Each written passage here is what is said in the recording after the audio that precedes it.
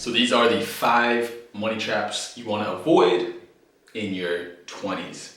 If you do these, or even some of these, you're going to be way more set up in the future, 5-10 years down the road. Whenever you start this, if you're in your early teens or early 20s, you're going to be way ahead of the game. The first one, it sounds pretty obvious, but it's actually a concept of budgeting. And what is that? Simply put, it just means you are saving more than you spend. And you're really saving actually to invest, not just to save a percentage of your income. You want to break down your current income on a monthly basis as well as your expenses on a monthly basis and see, where can I start making little changes? Subscription services do add up, car payments do add up, but in general, a general rule of thumb is budgeting your income. If you start younger, it's a habit you're going to build over time, and that's going to enable you to save, and not just to save, but to save to invest in the right vehicle. One thing I found helpful was monthly savings goals. I started this way back, and you just want to save a set amount of money each month. You don't have to invest it immediately, but I'd recommend you want to start investing it as well once you have a sum saved up. Even if it's a couple hundred a month, eventually that'll turn into, say it's $500 a month. In a year, that's actually $6,000 you saved in one entire year in order to invest. And that can make you, we'll talk about compound interest, that can start making you money very quickly. The money's actually going to work for you instead of just sitting in a savings account where you're not making any money with it, or you're not sure what to do. That can also limit you if you're not sure what to do with the money you do save. Always live on a fraction of your income when you're able to. If you are in a difficult situation where you have your income and you're only able to save $100, $200 a month, you can probably stretch out and increase that just a bit by looking at your expenses and actually writing down exactly what you spend money on. You're going to be conscious of it, and you're probably going to be pretty shocked when you see exactly what you spend money on. There's apps out there, mint.com. There's many different things out there that can show you spend a certain amount of percentage, such as on a car payment, such as shopping, entertainment, clothes, food, to eating out. There's things of that nature that can show you how much of your money you actually spend on these, and you're going to look at it. And when you're conscious of it, you're going to just be spending less in general, because you'll be able to see, I spent way too much this month on X. But doing it daily could help as well, because you'll be conscious of seeing, today I spent X amount of money, this week I spent this much. And when you start writing it down, I did it on a legal pad for a while, you'll start seeing where you can make improvements in regards to the money you're going to save to invest. Next financial trap is renting too much space. It may be enticing to rent something that is above your current means just because you want to and you're able to afford it. I highly recommend living below your means, and that is still in when you're renting a property. If you can afford a 3-bedroom property, a private property, but if you can still live pretty comfortably in a 1 or 2 bed and you're not living with anyone, or you need roommates, that's a solution you may want to consider when you're taking the temporary, year or two when you're just renting to save money for a bigger goal in mind. Then living beyond your means, kind of barely having any savings, but you're having a better experience renting. Over time, it can add up very quickly, the amount you save to invest. And you want to find the location is more important than typically the apartment or condo or house that you would be renting into, or the complex. If it's location dependent, you want to go through Hotpads, you want to go through Trulia, you want to go through Craigslist. You want to find what is the best deal in regards to the location, how many beds I get, what utilities I pay, things like that, because it could add up over time.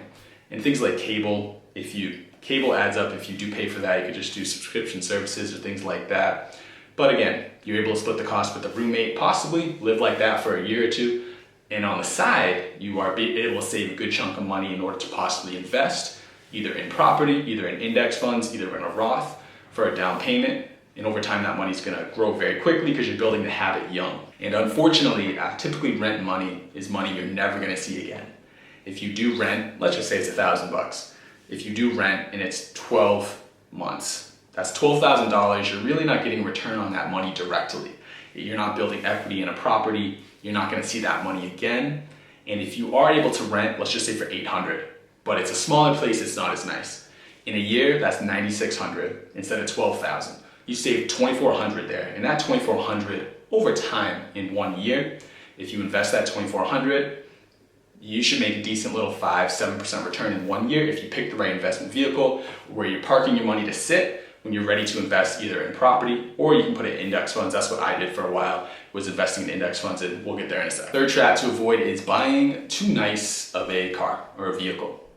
This is something you can spend way too much money on. It doesn't seem like a lot of money if your car payment, let's just say, is $200, $250, $350. It doesn't seem like a lot because the interest rates are at 1%. And if it brings more enjoyment to you, then absolutely do it. But again, you gotta look at the big picture. 2, 3, 4 years down the line, do you see yourself with the same vehicle? You're gonna have more miles on it, there's gonna be more maintenance.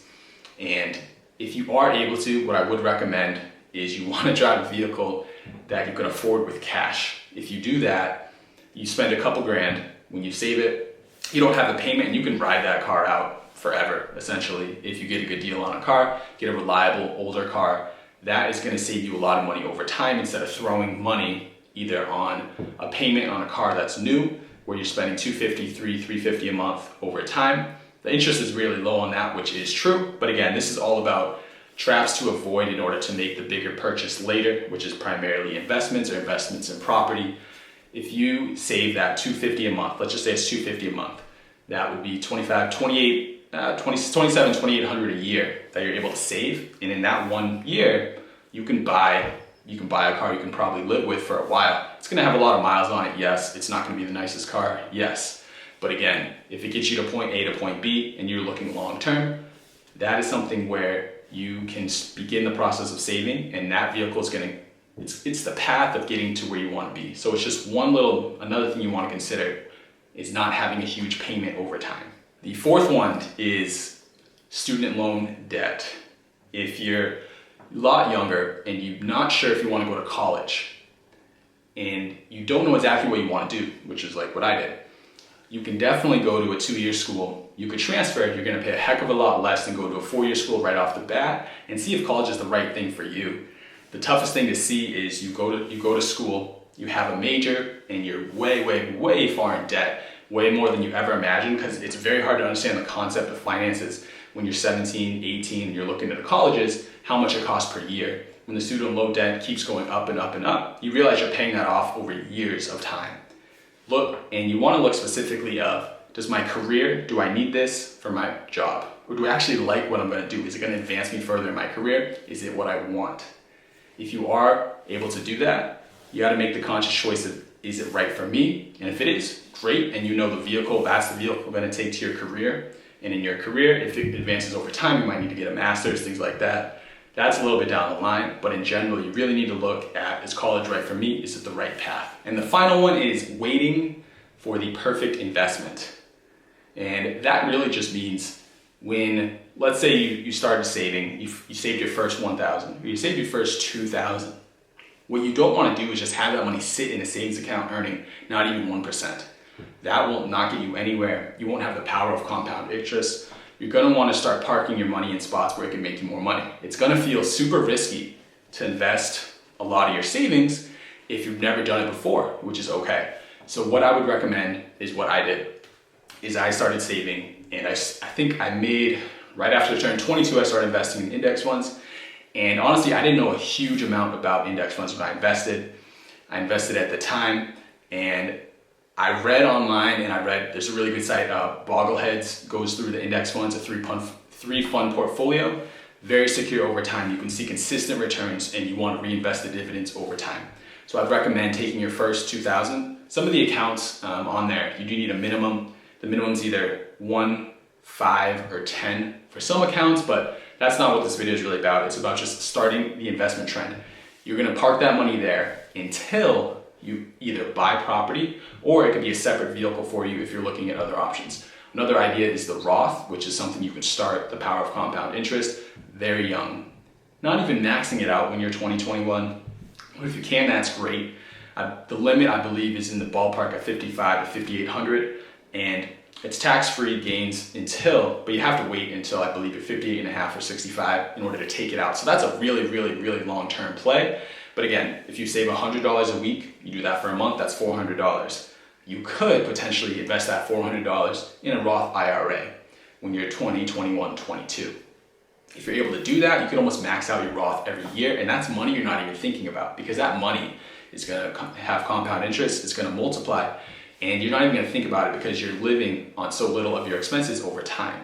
And with that, within 2, 3, 4 years, you're building the principles that it's gonna seem like nothing that you take a portion of your paycheck and you already invested. It's gonna set you up light years ahead than your peers just because you're budgeting and you're actually saving with a goal in mind. You're saving to invest and not just saving money, because it has to have a purpose. You have to have a purpose for it and you see the long-term growth of it. So again, these are the 5 traps I'd recommend you to avoid in your early 20s. They can be done in your mid-20s. They can be done at any time, but if you build the habits young enough, you build these principles, your money's gonna multiply much quicker, and you're not even gonna think about how do I invest, how do I save? Because you're already looking 5, 10, 15, 20 years down the line where you're building these principles, and you're just gonna absolutely accelerate the process super quick. Time is on your side here. First, have a concept of budgeting. Rent and live below your means.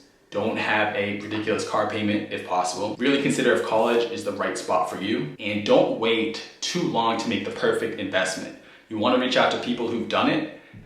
When you invest, honestly, if you don't have friends and family who are doing it, they might not be the best to listen to advice for. You wanna talk to people who've done it, who've invested, who've done it at a similar age to you, because they can give you the right advice on, because they've done it and they've been in your shoes. When I was in my early 20s, I wanted to invest, so I started to read up, and I finally found the vehicles that worked well. And it is risky, but at the end of the day, you realize it's not that big of a risk if you really trust the process.